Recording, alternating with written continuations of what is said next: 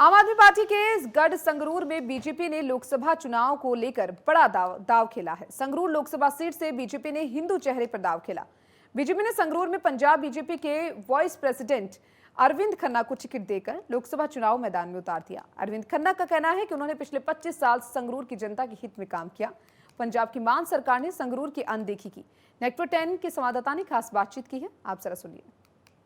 पंजाब में लोकसभा चुनाव को लेकर तैयारियां जोरों शोरों से चल रही है। अंतिम चरण में यहां पर मतदान होना है और इस वक्त मेरी मौजूदगी संगरूर में है, जिसे हाल फिलहाल मान सरकार का गढ़ माना जाता है।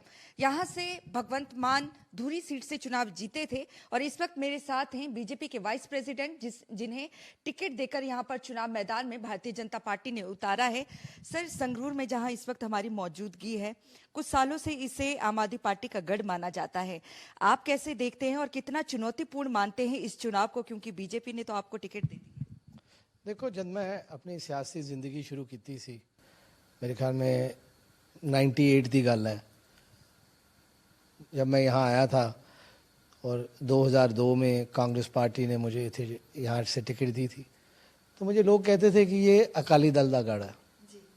उस तो पहला लोग कहते थे कि ये कम्युनिस्ट का गढ़ है। 97 में कम्युनिस्ट पार्टी इतने लड़ी सी इलेक्शन।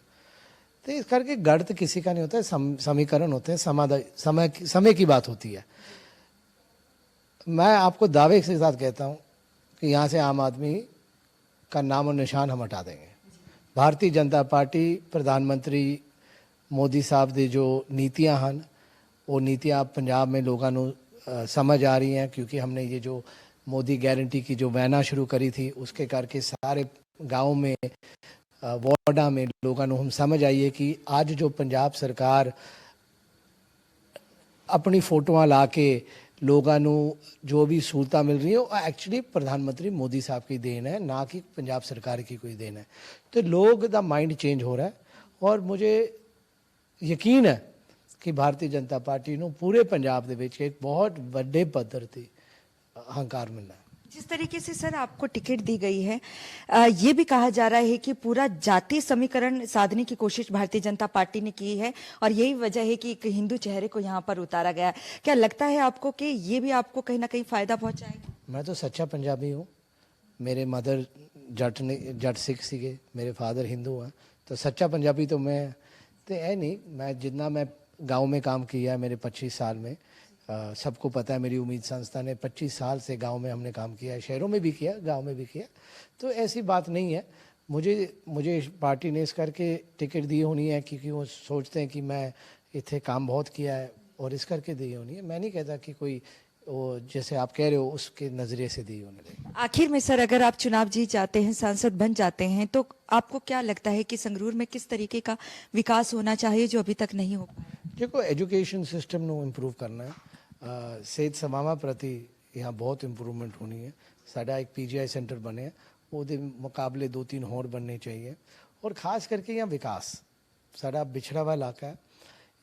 यहाँ मैं नहीं कह सकता कि कोई बड़ी इंडस्ट्री मारुति जैसी कोई इंडस्ट्री लगेगी, पर किसानां दे नाल जुड़ी हुई इंडस्ट्री, कोऑपरेटिव मूवमेंट नूं आपां बहुत बड़े पद्धर ते हल्लाशारी देने की लोड़ है।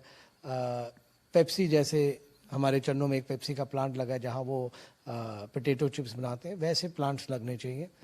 धन्यवाद सर। तो आपने सुना अरविंद खन्ना जी को, जो कि भारतीय जनता पार्टी के पंजाब के वाइस प्रेसिडेंट है।